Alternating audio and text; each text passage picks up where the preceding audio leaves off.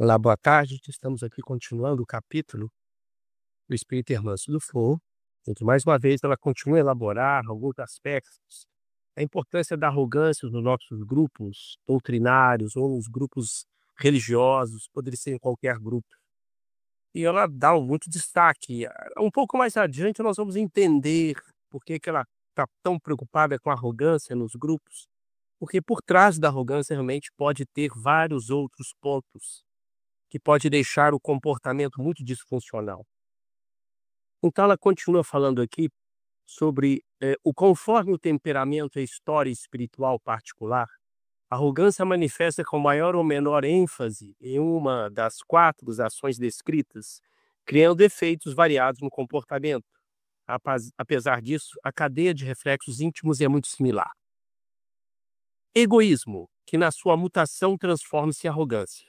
Essa, por sua vez, deriva um cortejo de outros sentimentos sob a ação do orgulho e da rebeldia.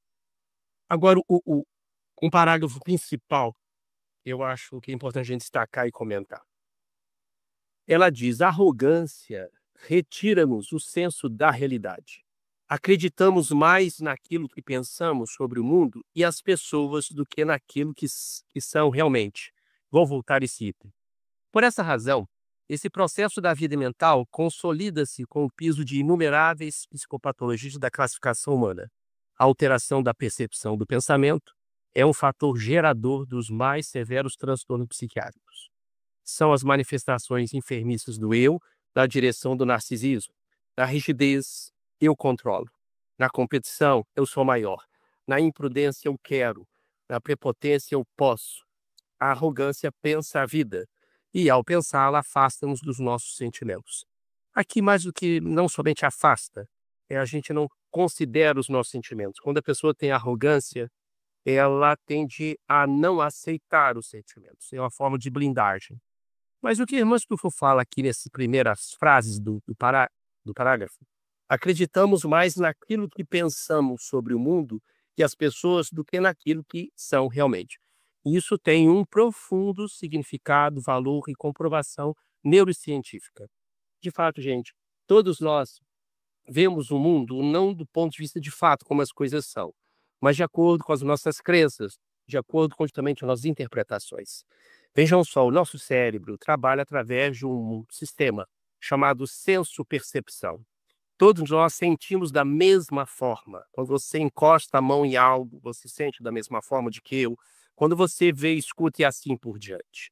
Mas nenhum de nós irá conceber aquele mesmo estímulo da mesma forma, isto é, sentir todos nós sentimos iguais, mas a percepção será bem individualizada. Por isso, a nossa percepção do mundo nunca será idêntica. Isso não é apenas um discurso psicológico, filosófico, isso é fato neurocientífico. Porque o nosso cérebro, gente, ele foi moldado ao longo do tempo, cada um com as suas crenças, cada um com as suas memórias, e foi construído ao longo do tempo. Essas crenças, essas memórias, são as bases da percepção, da decodificação, da interpretação do mundo que está à nossa volta. Então, por isso que nós não enxergamos da mesma forma. Isso tem uma repercussão muito importante. Eu me lembro que um professor de neurociências meu certa vez falou: Carlos, se nós colocássemos 2 pessoas, cada uma com o rosto colado, um ao lado da outra, e olhando para uma parede em branco, durante alguns e muitos minutos, cada um teria uma concepção diferente.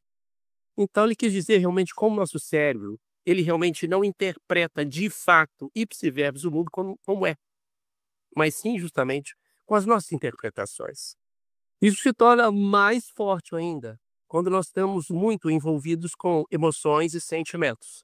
Como eu disse, as nossas emoções e sentimentos, elas são capazes de influenciar nossas tomadas de iniciativa, nossas escolhas e nossas percepções do mundo, podendo, às vezes, ajudar ou distorcerem muito nossos pontos de vista, seja o mundo, as pessoas, a família, nossas escolhas e assim por diante. Porque essa interpretação, gente, do mundo, ela começa desde a memória. Você sabe que a nossa memória, existe as chamadas falsas memórias. Você que já me acompanha há muito tempo, nós já falamos sobre isso. A neurociência até hoje está estudando sobre isso. Nós sabemos que a nossa memória, ela é plástica. As pessoas podem ter a sua memória alterada ao longo do tempo. A psicologia utiliza esse instrumento para ajudar pessoas com lembranças traumáticas e assim por diante, é a chamada ressignificação da nossa memória plástica. Exemplo, muitas pessoas, às vezes, uma pessoa que achou que tinha uma bicicleta azul na infância.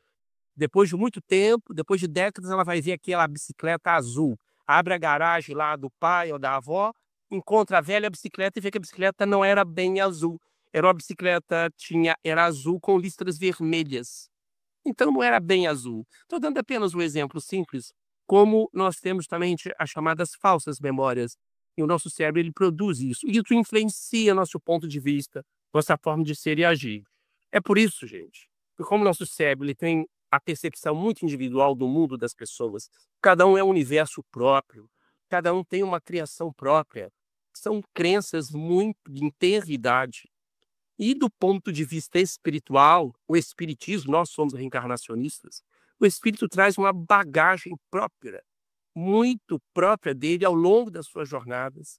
Então vejam bem, além da cultura, do gênero, do ambiente que o indivíduo está no momento, o espiritismo nos traz ainda esse outro elemento, que são as bagagens, as lembranças, mesmo inconsciente, as tendências que o espírito traz das suas outras experiências em outras vidas, segundo os reencarnacionistas. Então veja como a coisa começa a ficar mais complexa ainda, como cada um tem um ponto de vista. A forma de interpretar o mundo vai variar bastante. É por isso, gente, como eu sempre digo, e as neurociências falam isso, essa busca pelo espiritual é muito individual, é um caminho muito individual. Você é capaz de fazer uma leitura de certos estímulos completamente diferente da minha. Por isso que no movimento espírita, no espiritismo, a gente fala, por exemplo, que os chamados sensitivos ou médium, eles vão interpretar a presença dos espíritos ou do mundo extracorpóreo de acordo justamente com as suas aquisições cognitivas, afetivas, com as suas crenças. Por isso que a mediunidade, ou esse sexto sentido, também é chamado uma senso-percepção pelo cérebro. Todo médium sente da mesma forma, viu? Todo médium. Mas a percepção ocorre de forma diferente. Por isso que no movimento espírita, muitos autores falam que o médium ele formata o espírito que está comunicando. O que é isso? É que o espírito, gente, ele vai se manifestar através do médium. E o médium é capaz de decodificar, através das suas crenças, a capacidade, o que esse espírito está querendo dizer. Então, como eu digo sempre até nas minhas palestras, imagine justamente um espírito que se manifeste numa igreja católica, uma igreja protestante, mesmo eles não aceitando a comunicabilidade entre os espíritos, mas um líder da comunidade protestante ou da igreja católica, ele vai dizer realmente que é a descida do Espírito Santo. Não estou falando que isso está errado. É a forma dele se relacionar com o divino, com o sagrado. São as crenças dele. Se for talvez um médium chamado umbandista, ao perceber a aproximação do espírito, ele vai dizer que é um orixá. E ele não está errado. É a crença dele. No budismo, existem também os transes mediúnicos. Os budistas acreditam que os chamados entes familiares que estão fora do corpo podem se aproximar e se comunicar. Existem reuniões budistas que nós temos alguns monges entrando em transe, chamado nós espíritas chamamos de transe mediúnico. Outros pesquisadores chamam de estado alterado da consciência. Estariam em comunicação com seus entes queridos. No centro espírita dito kardecista, o médium, ao perceber a presença do espírito, ele pode dizer que é um amigo espiritual da casa ou um guardião espiritual. Então, estou querendo dizer para vocês, pegando todo esse contexto, o fenômeno senso-percepção, que todos nós sentimos da mesma forma, mas percebemos essa vida diferente. Por isso, tomando um gancho das crenças espirituais, da espiritualidade, cada um irá conceber a espiritualidade de acordo com as suas aquisições afetivas, intelectuais, de acordo com justamente a sua cultura, de acordo com as suas crenças.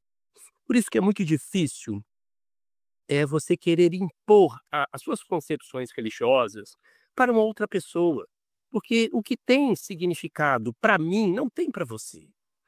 Então, como eu já disse várias vezes, o que é um cântico, uma respiração, uma meditação, uma vela acesa, um talismã, o que é justamente um altar com algumas imagens, tudo tem que ser respeitado.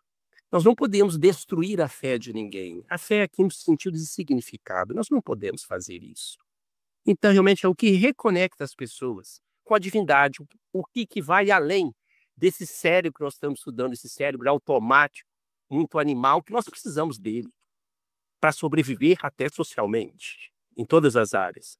É tentar sair justamente dessa rotina a rotina do homem comum, a rotina mental de um homem comum, que todos nós estamos mergulhados, todos, que é justamente para a nossa sobrevida.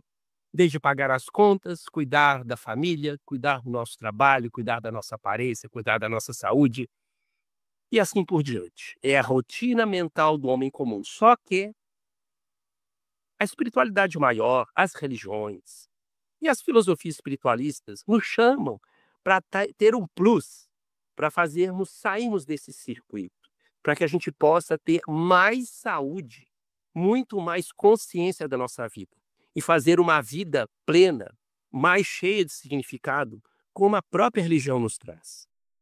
Então, assim, todos nós sabemos que nós temos 2 cérebros, como já falei, gente, isso é clássico. Nós temos o chamado cérebro consciente, que você está usando aí agora, e o cérebro inconsciente, que é o que nós usamos quase 24 horas. E tem que ser assim, porque se a gente não fosse fazer a maioria das coisas inconsciente, o gasto energético seria muito grande e demoraríamos muito tempo para isso. Imagina, gente, se eu parasse para pensar aqui cada palavra que eu falo, vírgula. Imagina se eu pedisse para você, ó, pega aquela caneta, escreve o celular, o meu número que eu vou te passar.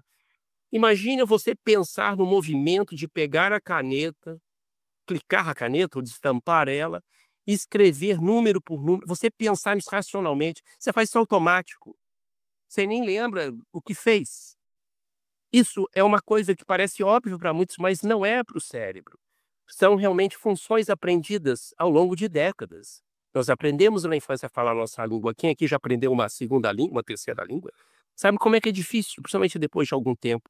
É muito consciente, é muito racional. Para que algo se torne automático, ele tem que deixar de ser racional. É quando ele passa, já vivenciou aquilo várias vezes. Então, o nosso cérebro, gente, ele trabalha assim, na maioria das vezes de forma inconsciente. Tanto que é verdade, como se eu perguntar para você hoje o que você fez em detalhe desde o momento que você acordou até agora, você pode lembrar alguns pontos chaves, mas alguns pontos você não vai lembrar, nem eu, porque estávamos no automático, no inconsciente. O que eu comi? Você pode até lembrar algumas coisas, mas não vai lembrar qual foi o primeiro alimento que você deu a primeira garfada hoje. Quantas pessoas você deu bom dia hoje? Ou quantas pessoas conhecidas você viu? Então, gente, por que a gente não lembra desses detalhes? Por causa que o cérebro está no consciente, o modo consciente, e ele tem que funcionar assim. Só que chega um momento que eu acho que é o papel da espiritualidade, o papel das religiões e da espiritualidade, é nos tirar justamente desse modus operandi automático, desse modus operandi de sobrevida, desse rótulo, desse roteiro, perdão, que nós temos de sobrevivência. Um dos primeiros, vamos dizer assim, que tentou isso de forma muito enfática, outros vieram antes dele, mas o principal que fez isso e até hoje nos deixou esse roteiro maravilhoso é o Mestre Jesus. E várias vezes ele falou da importância da questão da espiritualidade, de saber cair deste contexto puramente de sobrevida, sobrevivência, querer viver a todo custo. Nosso cérebro quer isso. E o Cristo sabia desses automatismos nossos, importantes para a nossa sobrevida. Só que ele veio nos dar essa vida, que está várias vezes no Evangelho. Ele mesmo várias vezes diz, né? Assim, eu não julgo ninguém, vós julgais conforme a carne. Está em João capítulo 8, versículo 15. Eu já citei sobre isso várias vezes. Aquele que é a carne são os nossos automatismos de sobrevivência, os nossos vieses cognitivos, lembra? Todos nós temos isso, ele já entendia sobre isso. Então ainda nós estamos muito presos a esses vieses, ao automático, ao reativo. Então o objetivo da espiritualidade é principalmente fazer isso. E à medida que a gente se compreende e entende cada vez mais, a gente tem a oportunidade, gente, de parar para refletir, para olhar a natureza, para observar as coisas mais simples, para viver mais no presente, como o Espiritismo fala isso e a filosofia budista também. Que não existe permanência, existe instante. E esse instante observar as coisas mais simples, gente. É o momento melhor para se produzir dopamina. valorizando as coisas mais simples e ordinárias, rotineiras do dia a dia. Desde arrumar uma cama, que muitas vezes nós fazemos automático, até outras coisas maiores. Mas realmente o estar presente, o estar no momento, é um dos exercícios para a gente treinar cada vez mais, para sair dessa rotina, desse automático, que me conecta conosco e com Deus. Bom, ela continua aqui. Essa conexão com a realidade estabelece a presença contínua das fantasias no funcionamento mental. Isso é, interpretação ou imagem desvirtuada, que a pessoa alimenta acerca de fatos, pessoas e coisas. Nesse passo, existem dois tipos psicológicos mais comuns. A arrogância voltada para o passado, quando há uma fixação em mágoas decorrentes da inaceitação de ocorrências. E, na sua excessiva autovalorização, o arrogante acredita não merecê-las. O outro tipo é a arrogância dirigida ao futuro, quando a criatura vive de ideais, no mundo de ideias, acreditando-se mais capaz e valorosa que realmente o é, passível de realizar grandes e importantes missões. Tais deslocamentos da mente são formas de evadir de algo difícil de aceitar no presente. De alguma maneira, constituem mecanismos protetores. Todavia, quando se prolongam demasiadamente, pode gerar enfermidades psíquicas. Olha, gente, é o que ele fala. A pessoa acaba se desconectando da realidade quando nós temos várias condições dolorosas no nosso meio. O que ela diz aqui, olha só. Tais deslocamentos da mente são as formas de evadir de algo difícil de aceitar no presente. Isso é um mecanismo cerebral da mente. Todos nós talvez já experienciamos isso. É chamada evasão emocional. Quando nós estamos numa situação de luto, uma situação de sofrimento, de ansiedade, de tristeza, de falta de significado, há uma tendência de essa evasão, em que a gente sai do presente, olha só, falei no presente anteriormente. A gente sai do presente e se projeta, ou quer viver no passado, ou quer viver num futuro idealizado. Isso pode ser um efeito colateral de algumas religiões, tá? Por isso que a religião tem que trazer o indivíduo para os pés no chão, para o presente. Eu me lembro da frase do doutor Bezerra de Menezes, um dos grandes apóstolos do Espiritismo, que ele relata através da mediunidade de Edivaldo Franco, em que ele diz: o reino não é daqui, não obstante que ele comece. Vou repetir: o reino não é daqui, não obstante que ele comece. É uma das frases mais belas dentro das frases que a gente se encontra nos livros na bibliografia espírita. Ele realmente diz o que o budismo fala e que o próprio Mestre Jesus diz. Vamos agir enquanto é dia, porque logo mais vem a noite, quando nós não podemos mais agir. O Mestre estava falando a mesma coisa do instante, do agora, porque a gente está sempre vendo o passado ou o futuro. Eu já falei que o cérebro tem essa capacidade de divagação e ela nos leva mesmo a isso, essa divagação. E aqui a gente acaba muitas vezes, de forma muito intensa, em alguns momentos da nossa vida, tendo essa evasão emocional. E uma pessoa, muitas vezes, vivendo emoções muito desagradáveis, como no caso aqui a arrogância, e é um mecanismo de fuga também, a pessoa acaba justamente vivenciando um futuro muito idealizado, que amanhã sempre será melhor. E, como eu disse, as religiões podem ter um efeito negativo nisso, porque a pessoa fica transferindo para o chamado paraíso, ou plano espiritual, ou para o céu, a sua felicidade futura. Todos nós, ditos crentes ou religiosos, muitas vezes experienciamos isso. E é uma forma de transferir toda a nossa responsabilidade para Deus, para o céu, para os espíritos, para os anjos, como se o amanhã, depois da morte, no sagrado, nós teremos a felicidade. Como o próprio Bezerra de Menezes diz, não dá para colocar felicidade amanhã se nós não começarmos a trabalhar essa saúde hoje.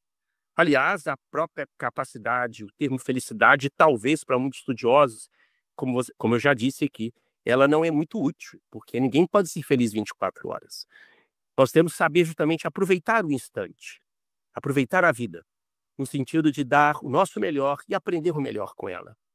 O plano terrestre é um estágio, nós temos que fazer o nosso melhor para sair aqui de alunos como se fosse o próximo passo para um outro nível, de mais amadurecimento, de mais saúde, de mais resiliência, de estar mais distante do sofrimento. Então vejam só, gente, tudo isso que as religiões nos colocam é justamente para dar esse plus no Homo sapiens, em mim, em você, E é um exercício que todos nós somos convidados para isso. Renato, nosso tempo? 5? Vamos terminando. Então, esses tais deslocamentos da mente que ele está falando, essa evasão emocional que muitos de nós já experienciamos e podemos experienciar, acabamos justamente fazendo por vários motivos. Freud já estudou isso. Ele falava que a evasão emocional é um mecanismo justamente de defesa contra situações de infelicidade, de tristeza extrema, de trauma, em que a gente acaba reprimindo o presente, querendo muitas vezes viver no passado ou no futuro.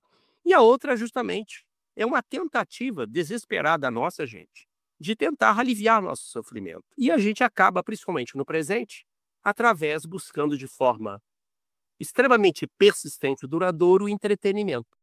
Seja as notícias, seja as redes sociais, seja justamente os filmes, seja lá o que for, para que a gente possa anestesiar ou esquecer o nosso momento presente. Como eu disse, gente, nós precisamos parar do nosso dia a dia e ter momentos realmente plenos. O nosso cérebro precisa de prazer. O problema é quando isso passa a ser justamente de fato uma evasão do presente. E vocês sabem disso. Pessoas que têm, que nós já falamos aqui várias vezes, a dependência digital, em que as pessoas passam 10 a 12 horas numa rede social, ou passam 10, 12 horas vendo séries ou filmes, ou buscando noticiários, ou assistindo novelas, ou passando o dia todo assistindo uma TV. Nós sabemos que isso implica, gente, em condições muito desagradáveis, porque a pessoa, quando faz isso, de forma excessiva, persistente, duradoura, ela perde a capacidade de dar ressignificado à sua vida. Ela não dá permissão para que o cérebro pare e reflita, ressignifique. Porque a gente está sempre no entretenimento, na dopamina rápida. Então não dá tempo do cérebro parar, porque o cérebro não gosta de gastar energia. Então, quanto mais entretenimento rápido, prazer rápido, o cérebro não quer saber de ficar refletindo sobre o que eu sei, o que eu sinto, e seja lá o que for. Um indivíduo, então, que passa por esse processo da arrogância, que ela vai falar o que tem por trás disso, ele acaba conseguindo negar cada vez mais esse presente. Então, isso é uma reflexão que acontece com o arrogante conosco, muitas vezes, essa evasão emocional. E que nossa sociedade, com essa tecnologia toda, nos convida muito facilmente para sairmos justamente das nossas responsabilidades atuais, para vivermos esse mundo virtual ou, muitas vezes, na maioria das vezes, de fantasia, vivendo do passado ou idealizando o futuro. Tanto que ela termina esse parágrafo dizendo: a depressão é resultado da arrogância voltada ao passado e a psicose em relação ao futuro. Bem, essa frase é uma tese da irmã Dufour. Eu já falei para vocês que existem várias causas da depressão. Ela está apenas vendo um contexto, né? A depressão pode ou não ser o resultado da arrogância. E a psicose é algo muito grave, é um transtorno comportamental grave que, de fato, uma arrogância muito persistente, duradoura, pode levar a um comportamento antissocial ao ponto de uma pessoa ter até um surto psicótico. Não é algo comum, mas essa pessoa já pode ter nas suas bases emocionais alterações que propiciam isso. Renato, quer fazer um comentário, alguma pergunta? Márcia? Boa, pode, ótimo. A questão da memória, Renato, você é tão sério isso, as pesquisas sobre falsas memórias? Eu já citei isso outras vezes, existem trabalhos em neurociência demonstrando, principalmente nos Estados Unidos, muitas pessoas que foram condenadas por causa de falsas memórias das testemunhas. Vários, se vocês entrarem aí no Google, se quiser pesquisar sobre isso. Então, simplesmente as pessoas tiveram a falsa memória, acabaram descrevendo uma outra pessoa que tinha participado do crime, para vocês verem o nível que pode chegar a isso, tá? Isso é muito bem estudado e ainda está sendo estudado pelas neurociências.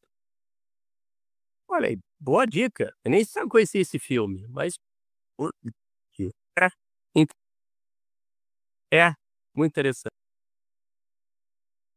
Ok, ô Renato, vamos ver se até dezembro, depois eu vou marcar com você, eu vou fazer uma palestra de 40, 50 minutos sobre um apanhado desses trabalhos nossos. Ah, que legal. Vamos orar agora? Então, Jesus, nós te agradecemos por essa oportunidade de divulgar o teu evangelho. O teu evangelho é a tua luz, Senhor.